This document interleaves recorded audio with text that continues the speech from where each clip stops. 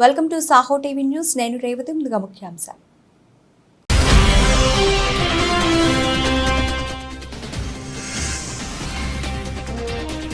అభివృద్ధి చెందాలన్నా పేదరిక నిర్మూలన జరగాలన్నా కాంగ్రెస్ పార్టీకి ఓటు వేయండి.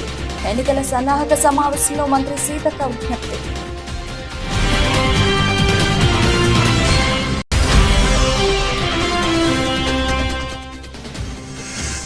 నర్సీపట్నంలో వైఎస్ఆర్సీపీ ఎమ్మెల్యే అభ్యర్థి ఎన్నికల ప్రచారం. తన గెలుపుకు సహకరించమని కోరుతూ కరపత్రాలు పంపిణీ చేసిన పేట్ల ఉమాశంకర్ గణేష్.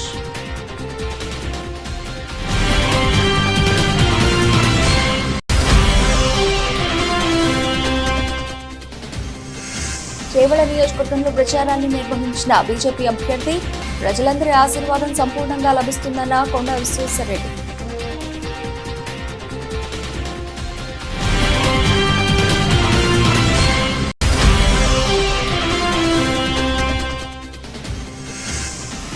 పలు ప్రాంతాల్లో మొదలైన తాగునీటి ఎద్దడి. తాగునీటి సమస్య పరిష్కరించాలని కోరుతూ రహదారిపై మహిళల రాస్తారోకో.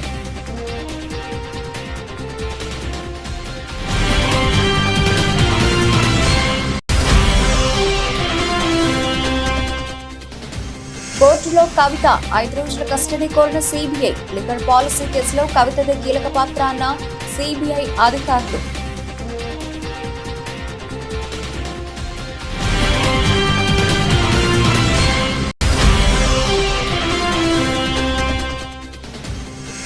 ఇషాన్ సూర్య విధ్వంసం. ఆర్సీబీపై భారీ లక్ష్యాన్ని అలవోకగా ఛేదించిన ముంబై ఇండియన్స్. 197 పరుగుల లక్ష్యాన్ని 15.3 ఓవర్లలోనే బాధేసిన ముంబై బ్యాటర్లు.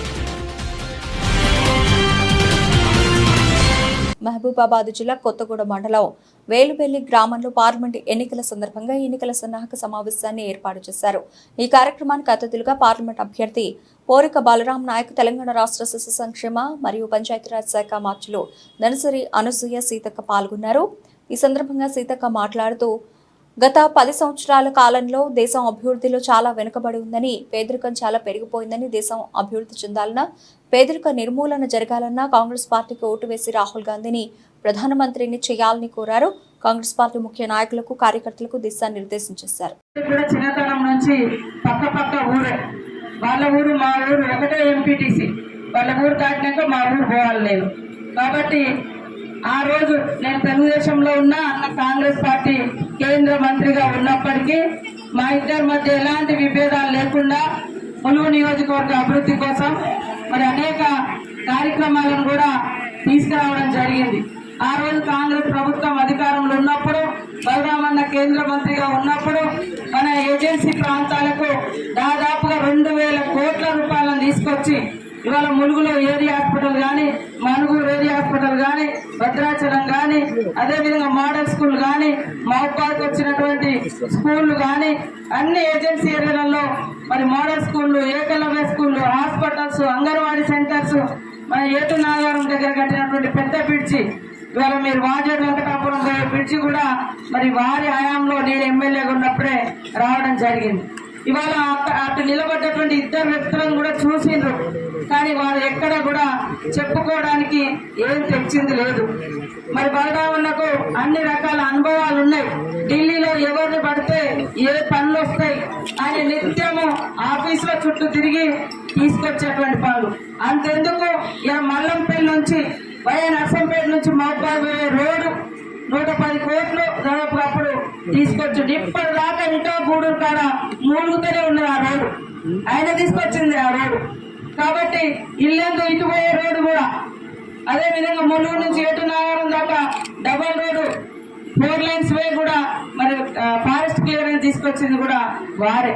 కాబట్టి కాకినాడ జిల్లా జగ్గంపేట మండలం రామవరం గ్రామంలో వైఎస్ఆర్ కాంగ్రెస్ మండల పార్టీ అధ్యక్షులు రావుల గణేష్ రాజా, దొడ్డ రామకృష్ణ, దొడ్డ సూరిబాబు, గుర్రం మహాలక్ష్మి వీరి ఆధ్వర్యంలో సుమారు 50 కుటుంబాలు టీడీపీ, జనసేన నుంచి ఈరోజు వైఎస్ఆర్ కాంగ్రెస్ పార్టీలోకి జాయిన్ అవ్వడం జరిగింది. పెద్దిరెడ్డి రాజు, సోడసాని వెంకటబాబు, దొడ్డ విష్ణు, ఆడప శంకరయ్య, పెందుర్తి సురేష్, కానూరి వీరనాగేశ్వరరావు వారికి కండువాలు కప్పి మాజీ మంత్రి, మాజీ పార్లమెంట్ సభ్యులు, జగ్గంపేట నియోజకవర్గం వైఎస్ఆర్ కాంగ్రెస్ పార్టీ అభ్యర్థి తోట నరసింహం వీరికి కండువాలు కప్పి వైసీపీ పార్టీలోకి సాదరంగా ఆహ్వానించడం జరిగింది. ఈ కార్యక్రమంలో వైసీపీ నాయకులు, కార్యకర్తలు పాల్గొన్నారు. మరి జగ్గంపేట నియోజకవర్గంలో జగ్గంపేట మండలానికి సంబంధించినటువంటి రామవరం గ్రామం నుంచి సుమారు దాదాపు 100 మంది పైగా వైఎస్ఆర్ కాంగ్రెస్ పార్టీలోకి మరి తెలుగుదేశం పార్టీ జనసేనకు సంబంధించినటువంటి నాయకులు యువకులందరూ కూడా మా అందరి సమక్షంలో ఆ గ్రామానికి సంబంధించినటువంటి మరి ముఖ్యంగా మండల అధ్యక్షులు సోదరు శ్రీ రావల్ గణేష్ అజయ్ గారు, అలాగే మాజీ ఎంపీటీ సభ్యులు శ్రీ గుర్రం మహాలక్ష్మి అబ్బు గారు, అలాగే ఇతర మరి ఎక్స్ ఎంపీటీసీ అయినటువంటి గోరయ్య, ఇలాగే ఇతర పెద్దలందరూ కూడా వారి సమక్షంలో వీరందరూ కూడా వైఎస్ఆర్ కాంగ్రెస్ పార్టీలోకి ఈరోజు గ్రామంలో జరగడం జరిగింది. మా ఊరు రావడం జరిగింది. మా వీరవరం వీళ్ళందరినీ కూడా వైఎస్ఆర్ కాంగ్రెస్ పార్టీలోకి సాధారణంగా గ్రహించి కండువనేయడం కూడా జరిగింది. అలాగే గత 3-4 రోజులు కూడా ప్రతిరోజు కూడా రామవరం గ్రామం నుంచి అనేక మంది వచ్చి వైఎస్ఆర్ కాంగ్రెస్ పార్టీలోకి జాయిన్ అవ్వడం జరుగుతుంది.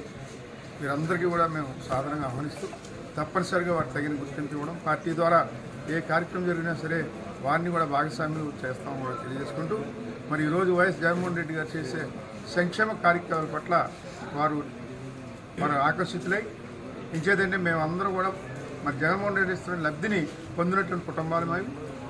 అటువంటి నేపథ్యంలో ఆయనకి ఈ సందర్భంగా మేము ఉపయోగపడాలి, అలాగే జగ్గంపేట ఎమ్మెల్యేగా పోటీ చేస్తున్నటువంటి నాకు సహాయ సహకారాలు అందించాలని, అలాగే పార్లమెంట్ అభ్యర్థిగా పోటీ చేస్తున్న శ్రీ సల్మన్ సునీల్ గారికి కూడా సహాయ సహకారాలు అందించాలనే ఉద్దేశంతో మీరందరూ కూడా మరి వైఎస్ఆర్ చేవెళ్ల పార్లమెంట్ బీజేపీ అభ్యర్థి కొండా విశ్వేశ్వరరెడ్డి తను చేపట్టిన ప్రజాశీర్వాద సభలో భాగంగా ఈరోజు చేవెళ్ల నియోజకవర్గంలో ప్రచారాన్ని నిర్వహించారు.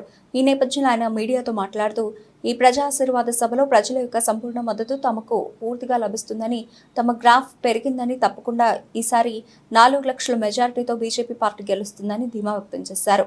ఈ ఆశీర్వాద సభ అనంతరం 20వ తేదీ తర్వాత నామినేషన్ వేసే ఆలోచన ఉందని ఈ సందర్భంగా ఆయన తెలిపారు. ఇప్పుడు ఎలక్షన్ నిర్వహించిన బీజేపీకి సంపూర్ణ మెజారిటీ లభిస్తుందని ఆయన ధీమా వ్యక్తం చేశారు. ఎందుకంటే ఇప్పుడు ఎండాకాలం వచ్చింది, కరెంట్ కోతలు మొదలైనవి, తాగునీరు లేదు. పక్క గ్రామం కేకరపల్లిలా తాగునీరు లేవు. అది కూడా ట్యాంకర్ ద్వారా. మేము అనుకున్నాము ఓన్లీ కేవలం సిటీలనే ట్యాంకర్ కల్చర్ వచ్చిందంటే గ్రామీణ ప్రాంతాలు కూడా ట్యాంకర్ కల్చర్ మొదలైంది. ఊహించుకుంది ఏదో పెన్షన్లు పెరుగుతాయని 4,000, నిరుద్యోగ వృత్తి వస్తాయని 4,000, మహిళలకు 2,500 వస్తాయని, కౌలు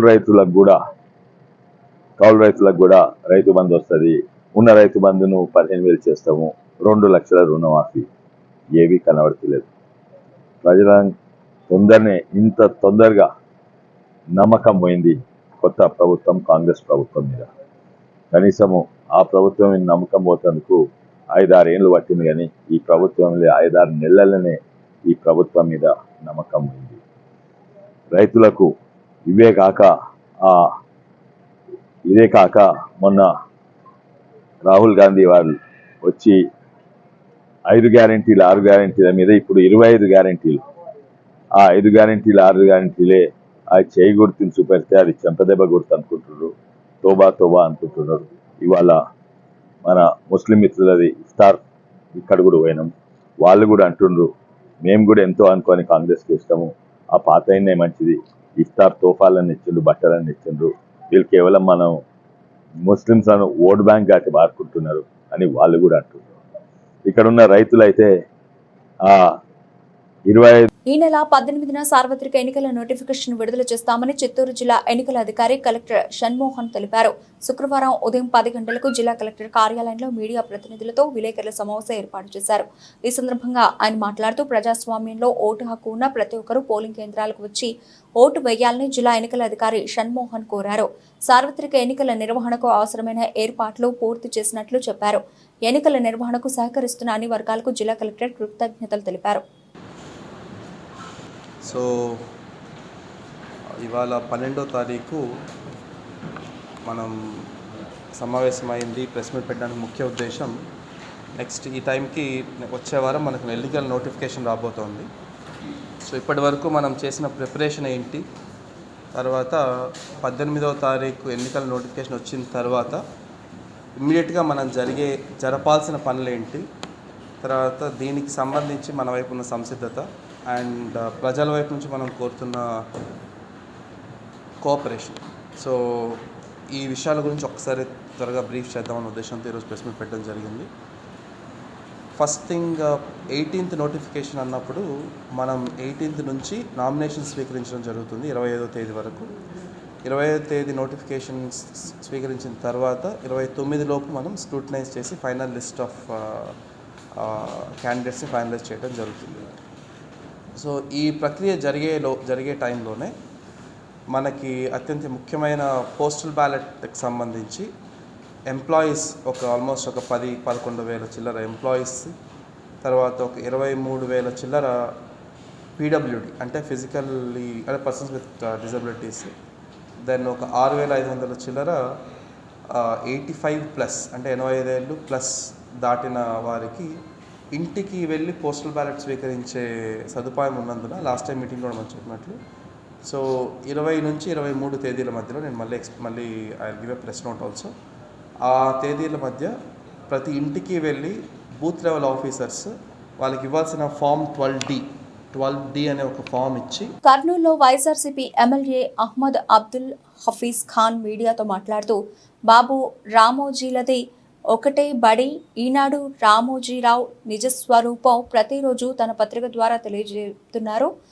అందులో భాగంగా ఇవాళ తమ నాయకుడు వైఎస్ జగన్మోహన్ రెడ్డిపై వైఎస్ఆర్ కాంగ్రెస్ పార్టీపై విషం చిమ్మే ప్రయత్నంలో భాగంగా ఒక కథనం నారా చంద్రబాబు నాయుడు కూడా ఎన్నికలు రాగానే మైనార్టీలు గుర్తుకొచ్చి ప్రేమ ఒలకబోయడం చూస్తున్నాం. ఆయనకు ప్రతిపక్షంలో ఉంటేనే మైనార్టీలు కనిపిస్తారు, గుర్తుకొస్తారు, కానీ అధికారంలో ఉన్నప్పుడు మాత్రం ఆయనకు ఎందుకు మేము కనిపించాం? చంద్రబాబు పూటకో మాట మాట్లాడడం, ఆయనకు రామోజీరావు భజన చేయడం ఇద్దరిది ఒకటే బడిగా చెప్పుకోవచ్చు. మీరు మైనార్టీలకు తెలుగుదేశం పార్టీ తరఫున ఏం చేశారు? ఈ విషయంపై నేను చర్చకు సిద్ధంగా ఉన్నానంటూ పేర్కొన్నారు. మీరు నిజంగా చెప్పాలంటే మీరు మైనార్టీల కోసం ఏం చేశారనేది నేను బహిరంగ చర్చకు సిద్ధంగా ఉన్నా. మీరు ఏదో రంజాన్ తోఫా 350 రూపాయలది అది ఏదో భిక్ష ఇచ్చినట్టు, అది ఇచ్చి ఏదో మేము చాలా పెద్ద ఘనకార్యం చేసినాం అని చెప్పినట్టు మీరు మాట్లాడుకోవడము చెప్పుకోవడం అనేది చాలా హాస్యాస్పదము. నిజంగా మీకు చిత్తశుద్ధి ఉండింటే, నిజంగా మీకు నిజాయితీ ఉండింటే మీరు జగన్మోహన్ రెడ్డి గారు ఈ 5 సంవత్సరాల్లో ఎలాగైతే చేశారో అట్లా చేసి చూపించేటోళ్ళు. మీకు చిత్తశుద్ధి లేదు కాబట్టి, మీలో నిజాయితీ లేదు కాబట్టి, మీకు మైనార్టీ వర్గాలపైన ప్రేమ లేదు కాబట్టి మీరు 5 సంవత్సరాల్లో ఒక మంత్రి పదవి ఇవ్వలేదు. 5 సంవత్సరాల్లో మాకు ఒక మైనార్టీ మంత్రి లేకుండా చేసిన ఘనత ఆంధ్రప్రదేశ్ రాష్ట్ర రాజకీయ చరిత్రలో మీది కాదా అని చెప్పి నేను సూటిగా అడుగుతున్నా చంద్రబాబు నాయుడు గారికి. రెండో విషయం ఏమంటే, మీరు నిజంగా మైనార్టీల అభ్యున్నతి కోరుకుంటే వాళ్లకు సాచార్ కమిటీ, రంగనాథ్ మిశ్రా కమిషన్లో ఏమున్నాయి ఆ అంశాలపైన మీరు చిత్తశుద్ధితో నిజాయితీతో వీళ్లకు హ్యాండ్ హోల్డింగ్ చేసి వీళ్లకు మేలు చేసే కార్యక్రమం చేయాలి. Ranganath Mishra commission and Sachar committee first ఏం చెప్తుందంటే రిజర్వేషన్స్ ఇవ్వండి వీళ్లకు, మైనార్టీలు ముస్లిం మైనార్టీలు దళితుల కన్నా వెనకబడిపోయినారు అన్ని అంశాల్లో అని చెప్పారు. రిజర్వేషన్ ఎవరిచ్చారు? రాజశేఖర రెడ్డి గారు ఇచ్చారు. మేము ప్రచారం చేయడం లేదని ప్రజలే మాకు ప్రచారం చేస్తున్నారని, పసుపు జెండాని చూడగానే వారి కళ్లల్లో తెలియని ఆనందంగా కనిపిస్తోందని మాజీ మంత్రి నెల్లూరు సిటీ టీడీపీ ఎమ్మెల్యే అభ్యర్థి డాక్టర్ నారాయణ కుమార్తె సింధూరా నారాయణ పేర్కొన్నారు. సార్వత్రిక ఎన్నికల ప్రచారంలో భాగంగా ఆమె నెల్లూరు నగరం 45వ division Rammurthy Nagar Royal Enfield showroom తదితర ప్రాంతాల్లో పర్యటించారు. డివిజన్లోని ప్రతి ఇంటికి షాప్కెళ్లి 2014 నుంచి 2019 వరకు నారాయణ చేసిన అభివృద్ధి పనులను ప్రజలకు ఆమె వివరించారు.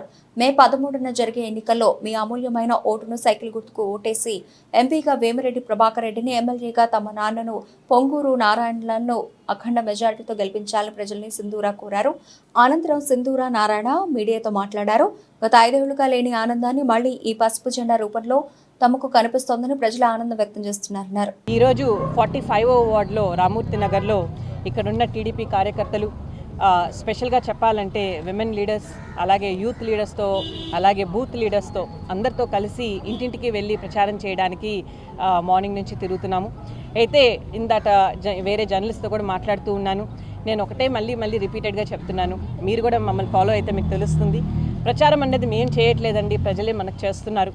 వీధుల్లో వెళ్ళినా లేకపోతే ఇంటికి వెళ్ళినా లేకపోతే షాప్కి వెళ్ళినా ఫస్ట్ ఆఫ్ ఆల్ ఈ ఎల్లో జెండాలు చూసి అమ్మ we are very very happy to see you, మనం లాస్ట్ 5 ఏళ్ళుగా మిస్ చేసుకున్నది మళ్ళీ మాకు ఈసారి తిరిగి వస్తోందన్న ఆనందం వ్యక్తం చేస్తున్నారు. నారాయణ గారు చేసిన ప్రతి పని, తను 2014 నుంచి 2019 వరకు తను మినిస్టర్ కానీ ఇక్కడి నుంచి ఎమ్మెల్యే కాదు, కాకపోయినా కూడా నెల్లూరు గడ్డ మీద పుట్టి పెరిగారు కాబట్టి తనకున్న ఎఫెక్షన్ సిటీతో, అలాగే ఈ సిటీ తనకు ఎంతో ఇచ్చింది, తనకు ఎడ్యుకేషన్ ఇచ్చింది, తనకు మోటివేషన్ ఇచ్చింది, తనకు ఆపర్చునిటీ ఇచ్చింది.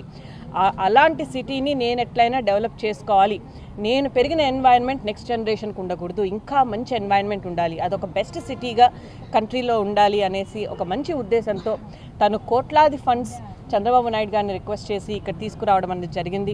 అది అండర్ గ్రౌండ్ డ్రైనేజ్ అయితే కానివ్వండి, మంచి వాటర్ సరఫరా అయితే కానివ్వండి, మంచి కాలేజ్ సపరేట్గా శాంక్షన్ చేయనివ్వడం కానివ్వండి, లేకపోతే నెక్లెస్ రోడ్లు, ఇలా తను తీసుకుంటే తన విజన్, తను ఏదైతే మిస్ అయ్యారో అవి డెఫినెట్గా నెక్స్ట్ జనరేషన్ నెల్లూరు నుంచి మిస్ అవ్వకూడదు అన్న మంచి ఉద్దేశంతో తను ఎంతో కష్టపడి 14 నుంచి 19 వరకు చేశారు. రాజేంద్ర నగర్లో ఓ ఇంట్లో జరిగిన చోరీ కేసును పోలీసులు ఛేదించారు.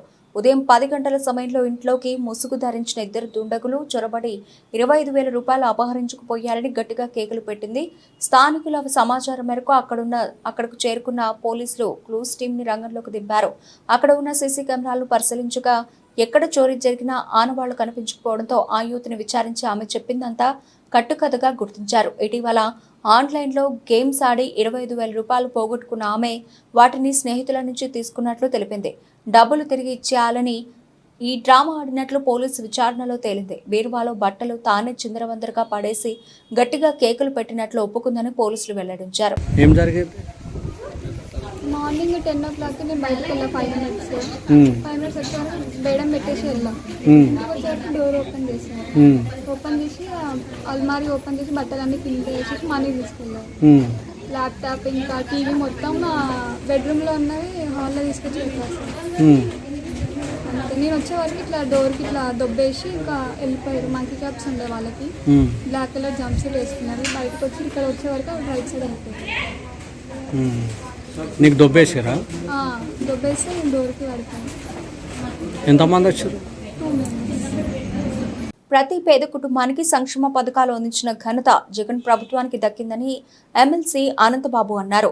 అల్లూరు జిల్లా రంపచోడవరం నియోజకవర్గం దేవీపట్నంలో నిర్వహించిన ఎన్నికల ప్రచారంలో ఎమ్మెల్సీ అనంతబాబు రంపచోడవరం నియోజకవర్గం వైసీపీ ఎమ్మెల్యే అభ్యర్థి నాగులపల్లి ధనలక్ష్మి దేవీపట్నం మండలంలోని గంగంపాలెం, మంటూరు, పెనికేలపాడు, నాగళ్లపల్లి, R&R కాలనీలో ఎన్నికల ప్రచార కార్యక్రమంలో పాల్గొన్నారు.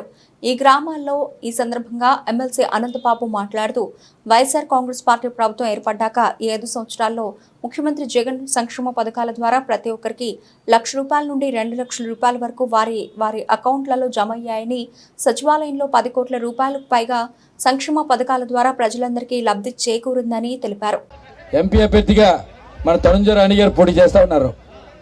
2 ఓట్లు కూడా ఫ్యాన్ గుర్తు మీద వేసి అత్యధిక మెజార్టీతో మన ఎంపీ గారిని, ఎమ్మెల్యే గారిని గెలిపించవలసిందిగా మేమందరినీ కూడా అభ్యర్థిద్దాం, కోరుదామనే ఉద్దేశంతో ఇక్కడ విచ్చేయడం జరిగిందని మీ అందరికీ మనం చూస్తూ ఉన్నా.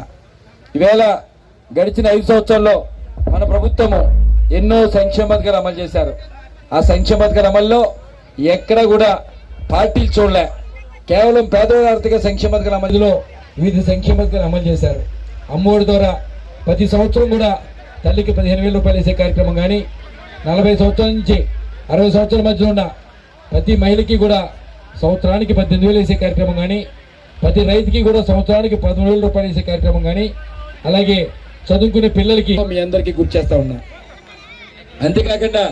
అంతేకాకుండా మన ప్రభుత్వం వైఎస్ఆర్ కాంగ్రెస్ ప్రభుత్వం అధికారంలో రాకముందు పెన్షన్ 2,000 మాత్రమే ఉండేది. దాన్ని మన ప్రభుత్వం అధికారంలోకి వచ్చిన తర్వాత పెన్షన్ 2,000 పెన్షన్ 3,000 రూపాయలు చేశారు. అంతేకాకుండా పెన్షన్ 3,000 చేయడం, అలాగే పెన్షన్ కూడా గతంలోలాగా పంచేదాపు చుట్టూ తిరగకుండా 1వ తారీఖు. ములుగు జిల్లా వెంకటాపురం మండలం ముకునూరుపాలెం ఆదివాసీ మహిళలు ఖాళీ బిందెలతో భద్రాచలం వెంకటాపురం రాష్ట్రీయ రహదారిపై రాస్తారోకో చేశారు. తాగునీటి అవసరాలు తీర్చడానికి బోరు, మిషన్ భగీరథ పైపులు ఉన్నా సక్రమంగా నీరు అందకపోవడంతో నీటి ఎద్దటి నెలకొంది. దీంతో పలుమార్లు పాత్రాపురం పంచాయతీ అధికారులకు విన్నవించుకున్నా పట్టించుకోకపోవడంతో ఓపిక నశించిన గ్రామస్తులు ఖాళీ బిందెలతో రోడ్డుపై ఆందోళనకు దిగారు. అధికారుల తీరుపై గ్రామస్తులు నిరసన తెలిపారు. మిషన్ భగీరథ ట్యాంకులు, పైపులు ఉన్న నీరందని పరిస్థితి నెలకొంది. ఆదివాసీ గ్రామంలో నీటి సమస్య పరిష్కరించాలని అధికారులను కోరారు.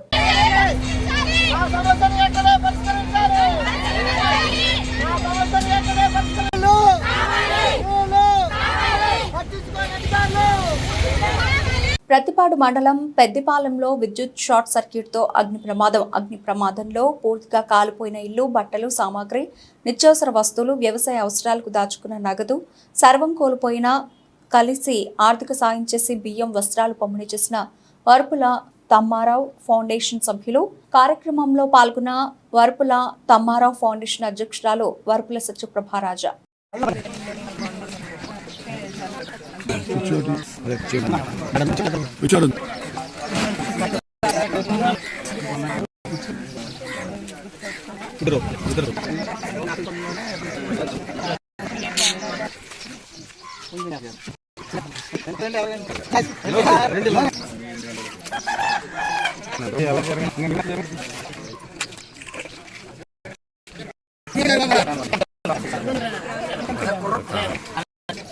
ఎచ్చర్ల నియోజకవర్గంలో 2019 సార్వత్రిక ఎన్నికల్లో జనసేన పార్టీ నుండి పోటీ చేసి 2024 వరకు జనసేన పార్టీని నమ్ముకుంటూ వారి కార్యకర్తలను ముందుండి నడిపించిన వ్యక్తి బడానా జనార్దన్. ఇతను ఎచ్చర్ల నియోజకవర్గంలో ఎన్నో సేవా కార్యక్రమాలు చేశారు. 4 మండలాల కార్యకర్తలతో కలిసిమెలిసి పనిచేశారు. ప్రస్తుతం జరగబోయే సార్వత్రిక ఎన్నికల్లో ఎచ్చర్ల నియోజకవర్గంలో కూటమి బీజేపీ ఎమ్మెల్యే అభ్యర్థి నడుకుదుటు ఈశ్వర్రావు, విజయనగరం పార్లమెంటు తెదేపా అభ్యర్థి కలిసెట్టి అప్పలనాయుడుతో కలిసి రాత్రి 10 గంటలకు ఆత్మీయ కలయిక సమావేశం ఎచ్చర్ల జనసేన పార్టీ ఇన్ఛార్జ్ బడానా జనార్దన్ భారీగా ఏర్పాటు చేశారు. ఈ కార్యక్రమంలో బీజేపీ ఎమ్మెల్యే అభ్యర్థి నడుకుదుటి ఈశ్వర్రావు మాట్లాడుతూ నియోజకవర్గంలో తాను ఎమ్మెల్యేగా పోటీ చేస్తున్నానని, కనుక ప్రతి ఒక్క ఓటు అతి ముఖ్యమైనది కనుక ప్రతి జన సైనికుడు కష్టపడి ఈ నియోజకవర్గంలో తన గెలుపుకు కృషి చేయాలని కోరారు. మీరు చేస్తున్న ప్రయాణంలో నేను కోరుకునేది ఒకటే, మీరు చేస్తున్న ఈ ప్రయాణంలో మీ ఫ్యామిలీస్ ని కూడా పట్టించుకోండి. తల్లిదండ్రుల కోసం కూడా ఒకసారి ఆలోచించండి. ఏది చేసినా తల్లిదండ్రుల కోసం కూడా ఒకసారి ఆలోచించే నిర్ణయం తీసుకోండి. ఎత్తున్న కోవలో అది పరిసరంగా ఒక అన్నగా అందరూ నా తమ్ముళ్ళే, ఒక అన్నగా నేను మీకు చెప్తున్నాను. మీకు ఈ నియోజకవర్గంలో ఒక ఎమ్మెల్యేగా అయినా కాదు, ఇంతకు ముందు కూడా నాకు చాలా మంది నా దగ్గరికి వస్తుంటారు, మాకేదో సహాయం కావాలని. ఒక దేవాలయం కడుతున్నామను, లేదా ఒక లైబ్రరీ కట్టామను, లేదా ఇంకోటి చేసామనో ఏదో ఒక కంట్రిబ్యూషన్ అని చెప్పి వస్తుంటారు. కానీ నేను 12 సంవత్సరాల నుంచి ఇక్కడ ఉన్నాను. ఢిల్లీ నుంచి వచ్చినాక ఈ 12 సంవత్సరాల్లో ఎంతో మంది జన సైనికులను చూశాను, మాట్లాడాను, ఆ భావాలు తెలుసుకున్నాను. కానీ ఒక్క జన సైనికులకు కూడా నాకు ఇది కావాలన్నా అని అడిగిన రోజులు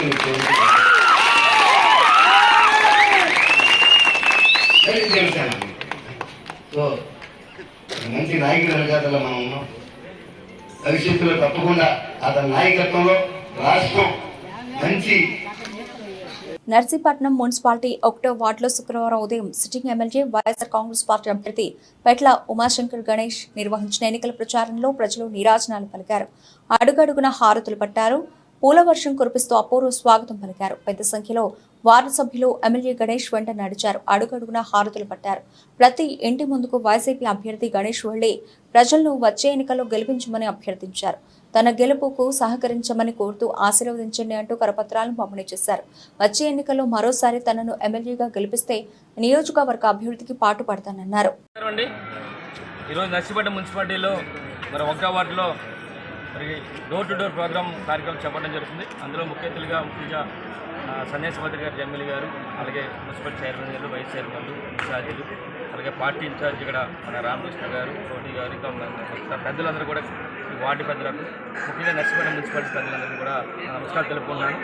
మరి మీ అందరూ చేసి ఈరోజు ప్రతి ఇంటికి వెళ్తున్నాం. నిన్న చూసాం, నిన్న 4వ వార్డులో తిరిగాం, రాత్రి 10 గంటల వరకు తిరిగాం. అంటే ఎంత విపరీతం అంటే బ్రహ్మాండంగా జగనన్న ముఖ్యమంత్రి చేసుకోవాలని చెప్పి ప్రతి ఒక్కరు కూడా ప్రతి ఇంటి దగ్గర నుంచి కూడా బయటకు వచ్చి మరి జగనన్న ముఖ్యమంత్రి చేసుకుంటారని చెప్పి పెద్ద ఎత్తున నిరాధనలు పలికారు రాత్రి కూడా. అదేవిధంగా ఇప్పుడు ఉదయం నుంచి కూడా ఒకటో వార్డులో కూడా మరి బ్రహ్మాండంగా చేస్తాం. ఎందుకంటే ఈరోజు చూస్తే ఈ వార్డులో మరి గత తెలుగుదేశం ప్రభుత్వంలో చేయలేని రోడ్లన్నీ కూడా ఈరోజు బ్రహ్మాండం రోడ్లు కూడా ఇక్కడ వేసాం. అంటే ఒక 5 సంవత్సరాలు మాకు టైం ఇస్తేనే బ్రహ్మాండం రోడ్లు వేసామన్న సంగతి మీ ద్వారా తెలియపరుస్తూ ఒకసారి మీ అందరూ తెలియపరచాలి. నిన్న మొన్న నర్సీపట్నం ప్రజలు మరి రేపు బట్టలు తీసి కొట్టే పరిస్థితి మీ ఇద్దరికి కూడా అక్కడ అయ్యన పద్ధతి కానీ వాళ్ళ కొడుకు మరుగుజ్జు పద్ధతి కూడా వస్తుందని చెప్పి సందర్భం తెలియపరుస్తూ ఈరోజు ఎట్టి బస్సులు కూడా జగన్మోహన్ గారి నాయకత్వాన్ని ప్రజలందరూ కోరుకుంటున్నారు. రేపు ఎట్టి బస్సులు కూడా మే 13 జరిగే ఎన్నికల్లో బ్రహ్మాండ మెజార్టీతో ఇక్కడ 30,000 పైగా మెజార్టీతో ఇక్కడ నర్సీపట్నం నియోజక ప్రజలు మరి వైఎస్ఆర్ కాంగ్రెస్ పార్టీ జెండా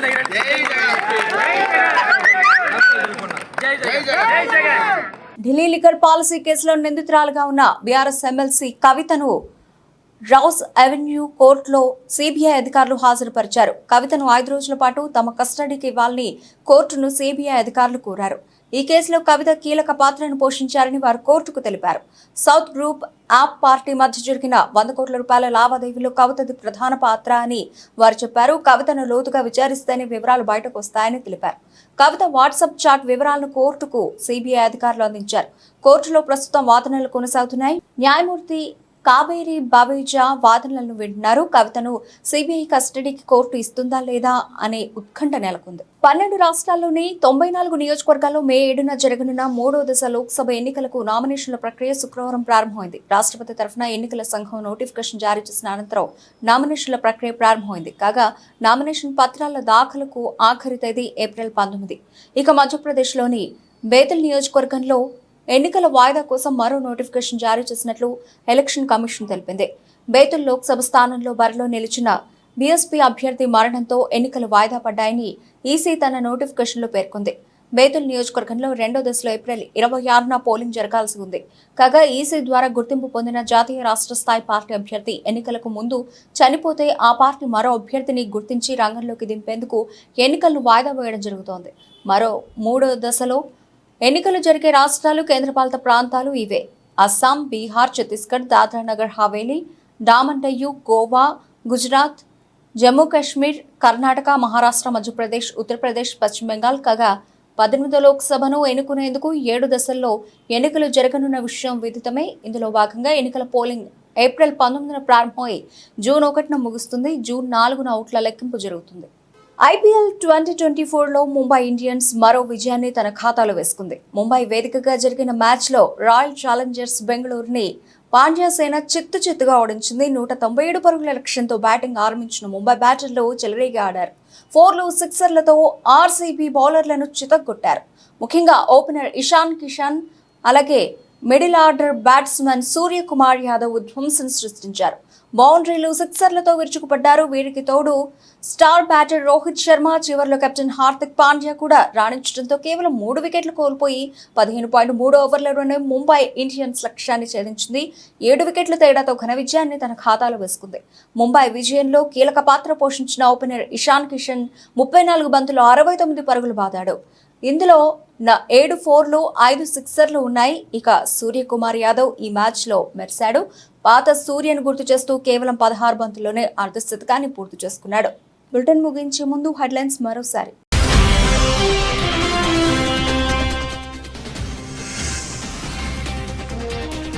అభివృద్ధి చెందాలన్నా, పేదరిక నిర్మూలన జరగాలన్నా కాంగ్రెస్ పార్టీకి ఓటు వేయండి. ఎన్నికల సన్నాహక సమావేశంలో మంత్రి సీతక్క విజ్ఞప్తి.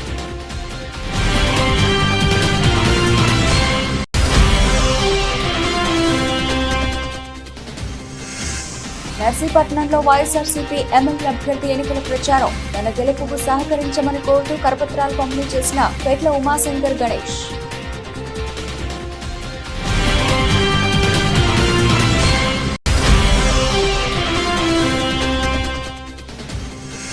చేవెళ్ల నియోజకవర్గంలో ప్రచారాన్ని నిర్వహించిన బీజేపీ అభ్యర్థి. ప్రజలందరి ఆశీర్వాదం సంపూర్ణంగా లభిస్తుందన్న కొండ విశ్వేశ్వరరెడ్డి.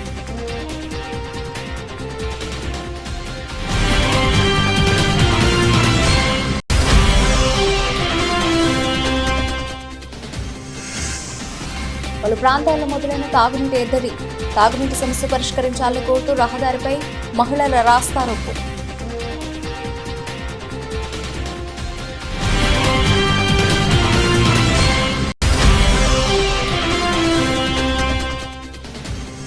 అరెస్టులో కవిత 5 రోజుల కస్టడీ కోరిన సిబిఐ. లిక్కర్ పాలసీ కేసులో కవితదే కీలక పాత్ర అన్న సిబిఐ అధికారులు.